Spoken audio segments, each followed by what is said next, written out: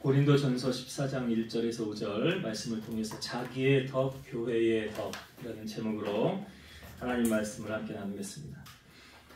성령이 임하시면 나타나는 현상이 있었죠. 초대교회가 어떻게 해서 시작됐습니까? 120명이 마가 다락방에 모여서 기도할 때 성령이 그곳에 임하게 되었습니다. 그래서 저들이 성령을 받고 그 초대교회가 시작이 되어졌는데요. 성령이 임하였을 때 나타났던 현상이 뭐예요? 성경에 어떻게 표현되어 있죠? 머리에 불 같은 것들이 하나씩 있었고 바람 같은 소리가 있었다고 그러고, 또 확실하게 드러나는 증거가 뭐냐면 저들이 각 나라로 방언을 말하더라, 각 나라 방언을 하더라, 이렇게 나타났죠. 우리가 예수님을 나의 구주로 믿고 영접해야만 구원함을 얻을 수 있습니다. 그래서 예수님을 아는 것하고 믿는 것하고는 다른 문제라고 그랬죠. 신학적인 지식 많이 알고 성경 지식 많이 알고 성경에 관해서 많이 아는 것하고 내가 믿는 것하고는 다른 문제라고 그랬잖아요. 그러니까 아는 거는 그냥 지식으로 머리로 아는 거고요. 믿는 건 뭐냐면 그 말씀이 내 삶에 들어와서 살아서 역사하는 운동력이 나타난다는 것입니다. 이게 믿는 자에게 나타나는 현상이죠. 아는 자에게 나타나는 현상이 아니에요. 그래서 모태신앙이라 할지라도, 교회를 오래 다녔다 할지라도요, 아는 지식이 있다 할지라도 그게 삶의 역사로 나타나지 않는 경우가 많아요. 왜 그러느냐? 머리로 믿기 때문에 그래요. 머리로 믿는 게 아닙니다. 가슴으로 믿는 거예요. 예수님은 내 삶의 주인으로 좌정하셔서 함께 하셔서 다스리고 통치할 때 그걸 인격적인 만남이라고 그랬잖아요. 주님과 나와의 인격적인 만남이 있어야 된다고 그랬죠. 신앙생활 가방만 들고 왔다 갔다 하면 종교생활을 하는 거고, 주님과 더불어 데이트하듯이 주님 만나러 교회에 오고, 주님 이 시간 내가 드리는 예배 받으시고 기뻐 받으시고 내 안에 함께 하옵소서. 그러면 그 사람은 인격적인 만남을 주님과 지금 누리고 살아가고 있는 거예요. 성령께서 나타나는 현상이 이제 우리가 앞부분에 나눴지만 은사를 주시더라. 그래서 우리가 고린도전서 12장의 앞부분에 이제 은사에 대해서 나오잖아요. 여러 은사가 나올 때 먼저는 우리가 성령을 받았는지 안 받았는지 확실한 증거로 어떤 걸 보여주고 있습니까? 성령 받은 사람만이 예수님을 나의 구주로 영접하고 인정할 수 있다고 그랬죠. 성령 받지 않으면 이걸 억지로 안 됩니다. 그러니까 내가 성령을 받았구나라는 증거는 뭐냐면 예수님이 나의 주인이십니다 라고 고백하는 사람은 성령 받은 사람이라는 거죠. 그래서 여기 사도행전 우리가 앞부분에 나누었지만 누구든지 하나님의 영으로 말하는 자는 누구든지 예수를 저주할 자라 하지 않는다고 하잖아요. 그리고 누구든지 성령으로 아니하고는 예수를 주시라 할 수 없느니라. 그러니까 성령 받지 않고는 예수님 나의 주인이십니다 라고 말할 수 없는 거예요. 그러니까 세상 사람들에게 예수님이 여러분의 주인이라고 한번 고백해 보십시오 하면은 못합니다. 왜? 성령 받지 않아서 못하는 거예요. 그러니까 성령 받아야 구원도 받을 수 있는 거고, 성령 받아야 예수님이 나의 주인이십니다라고 고백도 할 수 있는 거예요. 그러니까 12장에 보면 성령이 나타나면요, 우리로 하여금 유익하게 하기 위해서 성령이 나타난다고 그러죠. 우리에게 유익을 주기 위해서. 그리고 그 한 성령께서 자기의 뜻대로 각 사람들에게 은사를 나누어 주시더라. 그래서 여러 은사가 이제 나타나는 건데, 가장 확실한 증거, 은사 중에 가장 확실한 증거는 어떤 은사? 이렇게 보여지는, 나타나지는 은사가 바로 방언이라는 거죠. 방언. 여러분, 방언은 누가 가르쳐줘서 하는 겁니까? 아니잖아요. 성령이 임하니까 성령께서 은사를 주신 그 여러 은사들 가운데 방언의 은사를 우리에게 주시더라는 거죠. 어떤 목사님 이제 예전에 설교할 때 제가 들었던 건데, 이제 전도를 하는데 등산을 이렇게 하면서요, 전도를 하는데 이제 사람들에게 이제 뭐 예수 믿으세요 뭐 이렇게 여러 방법을 했겠죠. 근데 어떤 스님이 눈에 띄었대요. 그래서 스님이랑 이렇게 대화를 하다가 귀에다 대고 뭘 했냐면 이 목사님이 방언으로 막 샬라샬라샬라 했다는 거예요. 귀에다 대고 내가 지금 하는 말이 무슨 말인지 알겠냐고. 이거는 어디에서나 가르쳐주는 게 아니라고. 이거는 성령이 임하여만 할 수 있는 거라고. 그러니까 들어보니까 희한하잖아요. 이상한 나라 말을 하고 듣도 보도 못한 거 아닙니까? 그래 전도를 했다고 그러는 거예요. 난 이런 거 한다고 하면서 당신에는 이런 거 없지 않냐고. 우리는 성경에 나와 있는 그대로 사모하는 자에게 은사를 주시는데 내가 방언의 은사를 받아서 방언하는 거, 이거 하나님이 살아계시다는 증거가 아니냐고. 꼭 천국을 봐야 믿겠다고 하는 사람들 있잖아요. 그렇죠? 이런 은사들을 이게 나타나서 보여주고 이게 행하면 뭐 증거가 확실하지 않습니까? 우리가 심령이 깨끗해야 이 은사도 받을 수 있거든요. 베드로가 설교했을 때 사람들이 심령이 찔려서 어찌할꼬 할 때 베드로가 했던 말이 이거죠. 너희가 회개하여 각각 예수 그리스도 이름으로 세례를 받고 죄사함을 받으라. 그리하면 성령의 선물을 받으리라. 그러니까 성령 받는 과정을 베드로가 알려주는 거예요. 먼저 뭐 하래요? 회개하래요. 회개가 가장 먼저. 왜 회개해야 될까요? 하나님은 거룩한 영이에요. 성령님은 거룩한 영이기 때문에 우리의 심령에 더러운 곳에 임할 수가 없다는 거죠. 그래서 우리의 심령이 깨끗해야 하나님의 성령님이 우리 가운데 임재하실 수 있는 거예요. 그래서 제가 제 경험상으로도 보면 뭐 저 모태신앙이고 교회를 떠난 적도 없고 뭐 주일학교부터 학생회 때부터 계속 교회 안에서 살아왔잖아요. 근데 제가 정말 인격적인 체험을 한 게 언제냐면 고등학교를 졸업하고 교회에서 다 같이 기도원을 갔을 때, 그때 기도원에 가서 하나님 앞에 기도하면서 정말 진정으로 회개할 때, 정말 회개하면 여러분 수도꼭지 틀어놓은 거 그런 경험 하시잖아요. 눈물 콧물 범벅이 되고 막 그렇게 하여튼 애통하고 그렇게 내 죄를 전심으로 회개하고 난 다음에 그 다음에 기도하는데 혀가 말리는 거, 그런 느낌. 내 혀가 내 맘대로 움직이는 게 아니에요. 그러면서 방언이 터져 나오는 거예요. 방언이 임하였고, 그때 하나님의 은혜를 체험하고 나서 내가 방언을 받고 하나님 앞에, 제가 그때 20살이었거든요. 20살 때 저는 방언을 받고 하나님 앞에 기도를 하면서, 오늘 어떻게 보면 주제하고도 연관된 내용인데 이제 방언을 하니까 이 방언을 통역하는 은사를 달라고. 그러니까 10년 또 기도해서 하나님이 30살에 제가 통역의 은사를 또 하나님 주시고, 이게 오늘 본문에 있는 그런 내용이거든요. 그러니까 우리가 하나님 앞에 정말 은사 받기를 원하고, 하나님의 은사, 거룩한 것을 괴에게 주지 말라고 그러잖아요. 너희 진주를 돼지에게 던지지 말라. 하나님 은사도 그런 거예요. 아무나 하찮게 여기는 사람에게 안 줍니다. 간절히 사모하는 사람만 받을 수 있어요. 근데 그 전제 조건이 뭐라고 그랬어요? 베드로가 제일 처음에 뭐 하라고 그랬어요? 회개하라고 그랬죠.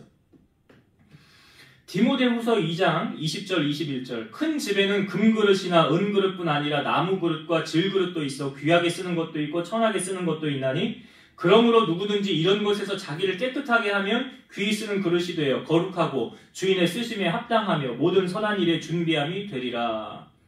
어떤 그릇을 귀하게 쓴대요? 여기 말하잖아요. 누구든지 이런 것에서 자기를 깨끗하게 하면, 그 앞부분에 나오는 뭐 거짓, 부정, 남을 미워하는 것, 그런 것, 세상을 사랑하는 것, 그런 것에서 자기를 깨끗하게 하면 어떻게 돼요? 귀히 쓰는 그릇이 돼요. 주인의 쓰심에 합당하며 모든 선한 일에 준비함이 되리라. 그래서 내가 거룩하니 너희도 거룩하라라고 말씀하신 거잖아요. 오늘 고린도전서 14장이요. 크게 주제가 뭐냐면 방언과 예언이에요. 방언과 예언. 이 주제가 14장에 전체적으로 흐르고 있는데요. 이 방언과 예언은 오늘 본문을 보니까 이제 끝까지 뭐 다 봐야 정확하게 나누겠지만, 왜 구분하는 대상이 뭐냐? 방언과 예언을 어떻게 구분하고 있냐면, 이것을 하는 대상이 누구를 향하고 있느냐, 이 누구에게 하는 거냐. 자, 방언은 오늘 본문의 말씀을 봅시다. 2절을 한번 볼게요. 자, 2절 말씀, 14장 2절. 방언을 말하는 자는 사람에게 하지 아니하고 하나님께 하나니, 이는 알아듣는 자가 없고 영으로 비밀을 말함이라. 그러니까 방언을 말하는 사람은 이제 사람에게, 우리가 사람은 이렇게 대화를 해야 알아듣잖아요. 그러니까 방언은 사람에게 하는 게 아니라 누구에게 하는 거래요? 하나님께 한다는 거죠. 하나님께 한다. 알아듣는 사람이 없고 영으로 비밀을 말함이라. 그러니까 내가 영으로 하나님 앞에 올려드리는 기도가 무슨 기도냐? 방언 기도예요. 여러분은 왜 방언을 사모해야 될까요? 여러분 방언 사모하십니까? 사모하면 반드시 주시잖아요. 그러니까 사모함이 없으니까 안 주시는 거예요. 나는 사모하는데 왜 안 주실까? 그러면 아직 때가 안 돼서 그래요. 조금 더 기도하라는 거겠죠? 그렇잖아요. 방언 하고 싶지 않습니까? 네. 하고 싶지 않으니까 아니요? 그러니까 안 주시는 거예요. 아멘을 안 하잖아. 이거 봐. 아멘을 해야 하나님이 그래 너 원하는구나. 내가 줄게. 방언 하고 싶습니까? 또 아멘 안 하잖아. 가면을 안 하니까 안 원하는 거야. 안 원하는 거야. 그런데 안 원하는데 하나님이 뭐 줄 이유가 있어요? 제가 원하지 않는데 뭐하러 줘? 근데 여러분 우리가 방언을 사모해야 돼요. 왜 사모해야 되는지 아세요? 왜 방언을 해야 되느냐? 오늘 본문에 그러잖아요. 방언을 하는 자는 영으로 비밀을 말함이라. 여러분 하나님 앞에 우리가 기도하러 기도의 자리 가면 몇 분 기도하세요? 권사님. 청대를 권사님한테. 엄청 짧지요. 엄청 짧아요. 시간은 얘기를 절대 안 하십니다. 그냥 엄청 짧다는 걸로만 알아들으시면 되겠어요. 예. 여러분 우리가 우리나라 말로 하나님 앞에 기도할 때 한계가 있죠. 뭐 이것저것 다 기도했는데 시간을 딱 보니까 몇 분 지났어? 5분? 응? 5분 안에 다 끝나 그냥. 5분 안에 다 끝났어.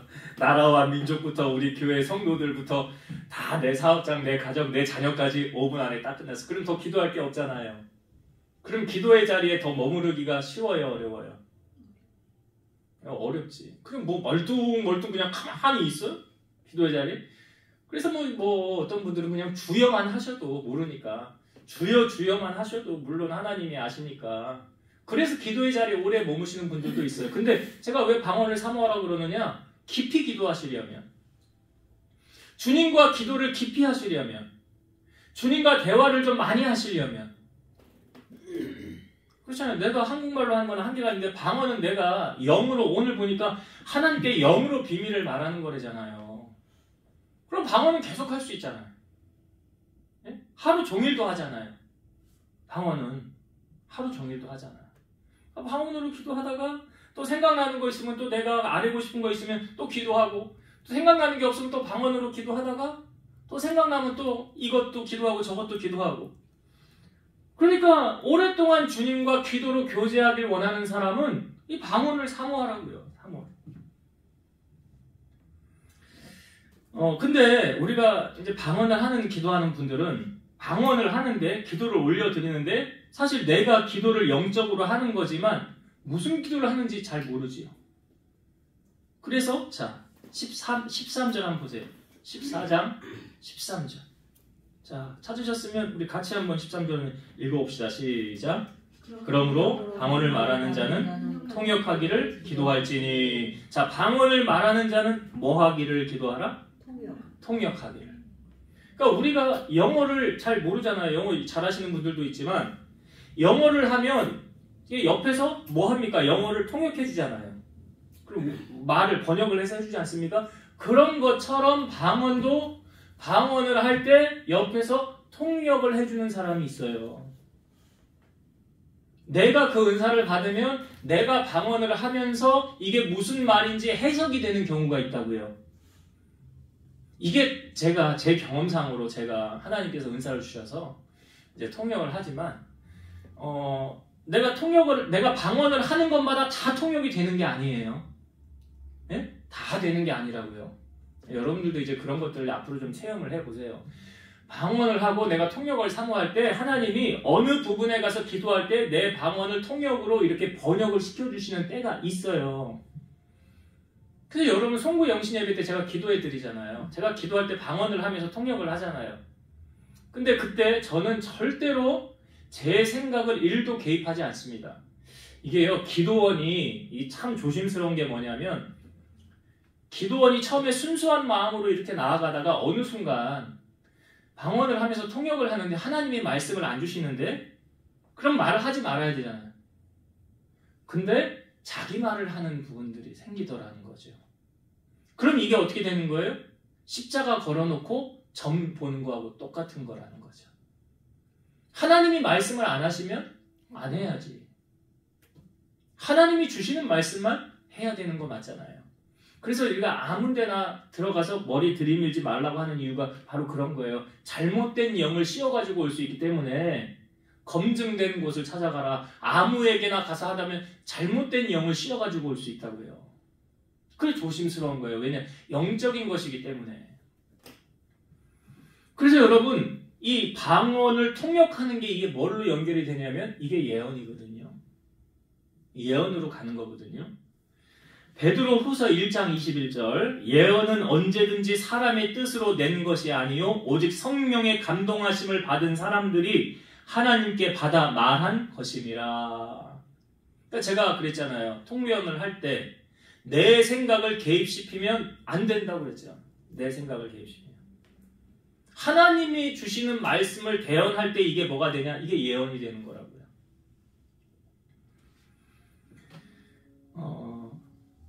은사자들이 그래서 참 이 순수성을 잃으면 안 되고 마지막까지 주님 앞에 쓰임 받기를 원한다면 절대로 사람 소리를 해서는 안 돼요. 이게 기도하다가 괜히 이제 이런 경우도 있잖아. 저 사람 돈이 많은 사람이래. 그러면 당신 하나님이 헌금해야지 이거 풀린다고 합니다. 하나님이 언제 그런 말을 한 적이 있어요? 예? 하나님이 언제 너 헌금 얼마 해야 너 문제 해결되는데 이런 하나님 아니 하나님 뭐가 부족해서요? 그러니까 이게 분별을 할 줄 알아야 되는 거예요. 이거 사람 소리 안 해? 물론 하나님이 어떤 경우에 의해서 뭐 그렇게 말씀하실 수도 있어요. 근데 제가 보니 우리 하나님은 뭐가 부족하신 분이 아니거든요. 생각해보세요 여러분. 하나님이 부족한 게 있어요? 하나도 부족한 게 없어요. 그분은 하나도 부족한 게 없다고요. 그러니까 우리가 그런 부분에서 잘 분별을 해야 되는구나. 그래서 아무에게나 가서 머리 들이밀고 기도받고 그러면 안 되는 거고요.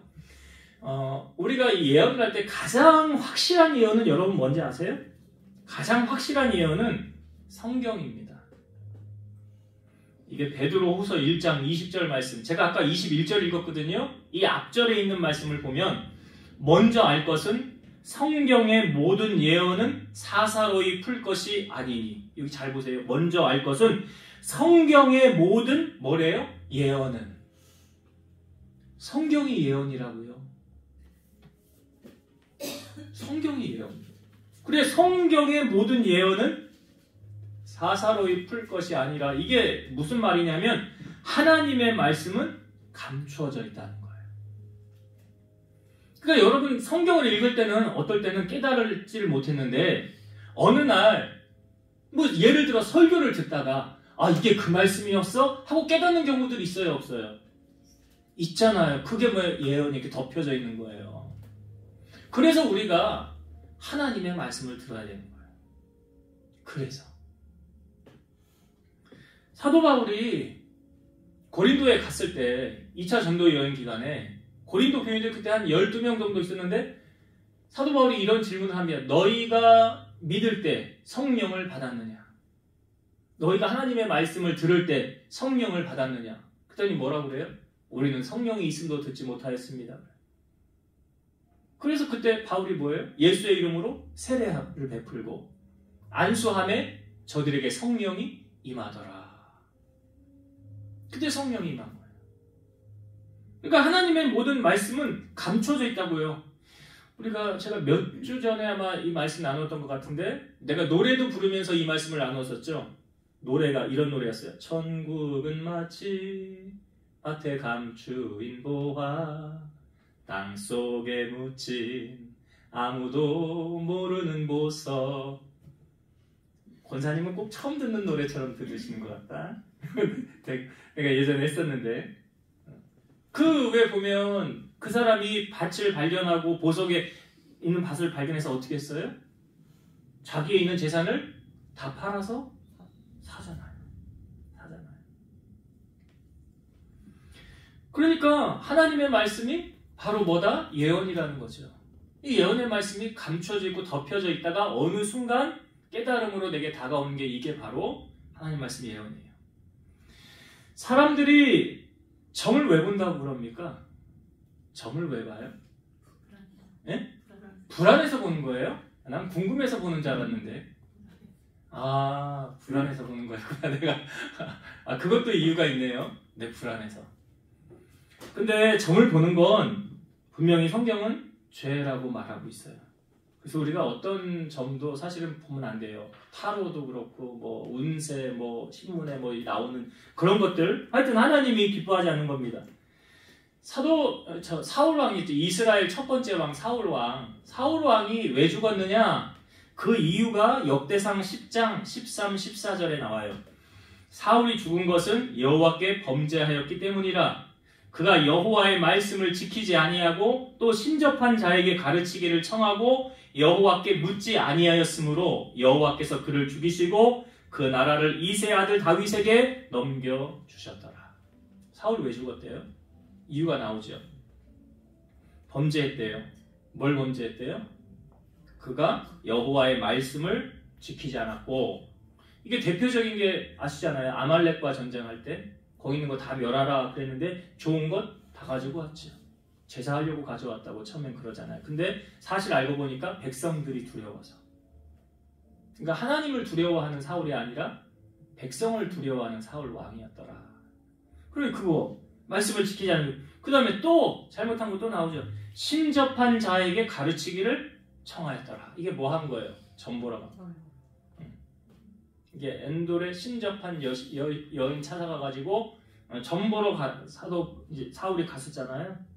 그거 하나님이 지금 기뻐하지 않았더라. 기뻐하지 않았더라.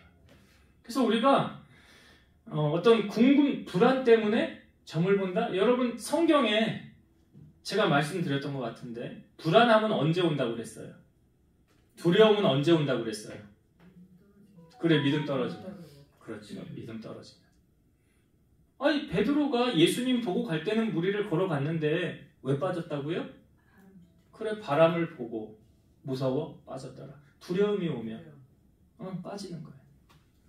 그래서 우리는 늘 믿음에 굳건하게 깨어 있어야 된다. 그러면 두려워할 이유가 없다. 자, 그래서 오늘 특별히 우리가 이 땅에 살면서 먼저는 오래 기도하고 주님과 깊은 교제하기 위해서는 이런 방언의 은사를 사모하시고요. 그 다음에 방언을 하나님이 주시면 이것도 같이 주세요. 사모하면 예언도 주십니다. 근데 이게요. 너무 은사 쪽으로 치우치면 바로 성장하지 못해요. 균형 있게 성장하는 것은 하나님 말씀을 붙잡는 거예요. 그래서 예언의 가장 정확한 것은 뭐라고 그랬어요? 하나님의 말씀이다. 성경이 가장 확실한 예언이다. 그래서 오늘 사도 바울은 고린도 교회를 향하여 뭐 하기를 힘쓰라고 그랬어요? 4절의 말씀을 다시 보겠습니다. 4절. 자, 14장 4절과 5절을 한번 같이 읽어볼게요. 시작. 방언을 말하는 자는 자기의 덕을 세우고 예언하는 자는 교회의 덕을 세우나니 나는 너희가 다 방언 말하기를 원하나 특별히 예언하기를 원하노라. 만일 방언을 말하는 자가 통역하여 교회의 덕을 세우지 아니하면 예언하는 자만 못하니라. 이게 사도 바울은 고린도 교인들을 향하여 방언하는 것도 좋은데 방언하는 것보다 더 가치를 둔다면 예언하기를 원하노라 라고 말하고 있죠. 그 이유가 뭐래요? 이유가 방언은 누구의 덕을 세우는 거래요? 교회. 방언. 자기의 덕. 4절에 보니까 방언을 말하는 자는 자기의 덕을 세우고. 내가 영으로 기도하는 거니까 내 덕을 세우는 게 맞죠. 내가 하나님과 1대1로 교제하는 거니까 내 덕을 세우는 거 맞아요. 근데 예언은요. 예언하는 자는 교회의 덕을 세우나니 그랬죠. 예언하는 건 교회의 덕을. 그러니까 방언으로 깊이 기도하고 나아가는 것은 내가 하나님과 1대1로 영적인 비밀을 말하면서 교제하는 거기 때문에 내 덕을 세우는 게 맞아요. 근데 예언을 하는 것은요. 방언은 무슨 말인지 못 알아듣지만 예언은 이제 방언을 통역해서 그걸 하나님의 말씀을 전달해 주는 거잖아요. 그러니까 그것은 누구의 덕을 세우는 거래요? 교회의 덕을 세우는 거라. 교회의 덕. 근데 사도 바울이 지금 자기의 덕을 세우라고 합니까? 교회의 덕을 세우라고 합니까? 교회의 덕을 세우길 원한대요. 이것은 무엇에 우선순위를 두느냐에 따라 달라지는 거예요. 사람은 자기가 가치가 있는 쪽으로 향하고 그렇게 생각하게 되어져 있어요. 예수님이 이제 예루살렘에 올라간 것을 기념해서 지키는 주일 우리가 종료주일로 지키죠. 부활절 한 주일 전에 종료주일로 지키잖아요. 예수님이 예루살렘에 올라가셔서 가장 먼저 간 곳이 어디입니까? 성전이잖아요. 왜 예수님이 성전 가장 먼저 가셨죠? 마음이 거기 있으니까. 마음이 거기 있으니까. 그래서 성전 안에서 매매하는 사람들, 그 당시 제사를 지내려면 흠이 없는 제물을 드려야 되는데 가져오다가 이동하다가 흠이 생기면 제사를 못 지내니까 거기서 와서 제물을 사가지고 이렇게 드리는 거예요. 그러니까 거기서 장사꾼들이 생겨나게 됐죠. 근데 뭐 보면은 그 장사 자리도 아무나 거기 세우는 게 아니에요. 뒷돈 주고 제사장들한테 뒷돈 주고 자리 맡아서. 그러니까 여기에 부정부패 비리가 얼마나 많아요. 그리고 돈도 하나님이 받으시는 돈, 로마 돈, 화폐 이런 거 말고 그런 돈은 안 받으니까 거기서 또 환전하는 일이 생기는 거예요. 또 우리가 외국 갈 때 돈 환전해서 쓰듯이. 그러면 거기서 또 수수료를 또 착복을 하는 거예요. 그러니까 예수님이 거기 들어가셔서 상을 다 엎으시고 상 뒤집으면서 재물 다 내보내고 돈 바꾸는 사람들 내보내고 비둘기 파는 장사하는 사람들 다 내보내면서 그때 주님이 하셨던 말씀이 무엇입니까? 내 아버지 집으로 장사하는 집을 만들지 말라. 내 집은 만민의 뭐하는 집이라? 기도하는 집이라. 그때 주님이 하신 말씀이에요. 내 집은 기도하는 집이라.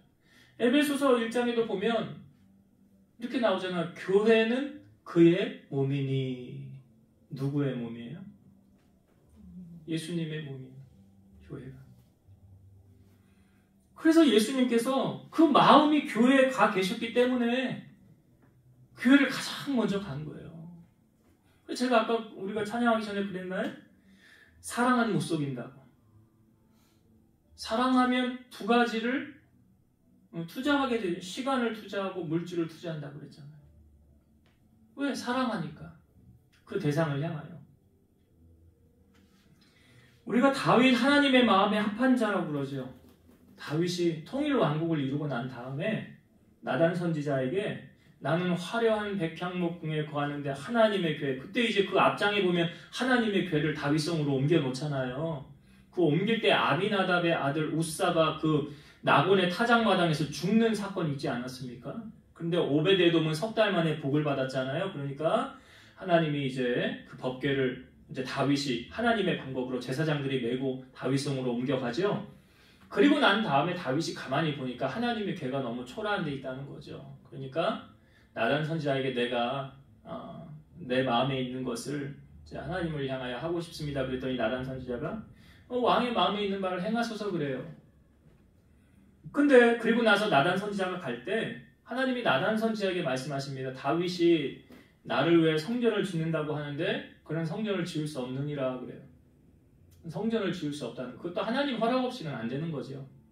지을 수 없는 이유는 전쟁을 하면서 피를 너무 많이 흘렸기 때문이라는 거죠. 근데 그 다음에 하나님 나단 선지자에게 뭐라고 그럽니까? 그러나 내가 다윗을 귀하게 여겨서 예쁘게 봤다는 거예요. 그래서 내가 다윗에게 이제 정착하여 뿌리를 내리고 터가 넓어지게 할 것이고 그의 이름이 명성이 뛰어나게 할 것이고 그의 후손에게서 그 허리에서 왕이 끊어지지 않게 한다는 거예요. 근데 그 후손들이 잘못했을 경우에는 사람 막대기와 인생 채찍으로 내가 징계는 하겠지만 내가 다윗의 은총은 영원히 빼앗지 아니하리라. 거기서 하나님의 확실한 축복을 다윗이 받습니다. 왜 하나님이 이렇게 말씀하신 거예요? 왜요? 하나님을 향한 사랑의 마음이 다윗에게 있는 것이 확정이 됐잖아요. 그럼 하나님이 그 무엇을 귀하게 보십니까? 오늘도 보니까 자기의 덕과 교회의 덕이 있는데 사도 바울은 이 뒷부분에 보면 고린도 후서에 보면 사도 바울이 고난당한 것을 쭉 설명하는 것이 있어요. 내가 마흔에서 하나 뺀 매를 몇 번 맞고 잠도 못 자고 파선하고 돌에 맞아 죽을 뻔도 하고 여러 번 먹지 못하고 자지 못하고 고난을 너무 많이 받았는데 이 모든 일은 고사하고 내 마음에 눌리는 일이 한 가지 있으니 그게 뭐래요? 모든 교회를 위하여 염려하는 것이라. 나 하나 고난당하고 어려움 당하는 거 이거는 상관없다는 거예요. 이건 괜찮다는 거예요. 근데 교회가 어려움을 당하는 건 난 너무 힘들다는 거예요. 난 그건 못 보겠다는 거예요. 이게 바울의 마음하고 다윗의 마음하고 일맥상통한 거, 예수님이 예루살렘에 올라가셨을 때 가장 먼저 성전을 들려보셨던 게 이게 다 연결되어지는 거 아니에요, 지금?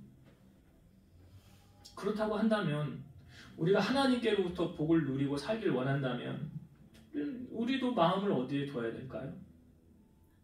예, 교회의 덕을. 교회를 사랑하는 건 누굴 사랑하는 거래요? 주님 사랑하는 거예요. 하나님 사랑하는 거예요. 아버지 집이래잖아요, 여기가. 아버지 집이라고 하셨고 예수님은 내 몸이다 라고 말씀하셨잖아요. 그러니까 우리 특별히 오늘 말씀을 통해서 나의 덕을 쌓기보다 우리 이런 말 잘하지 않습니까, 여러분?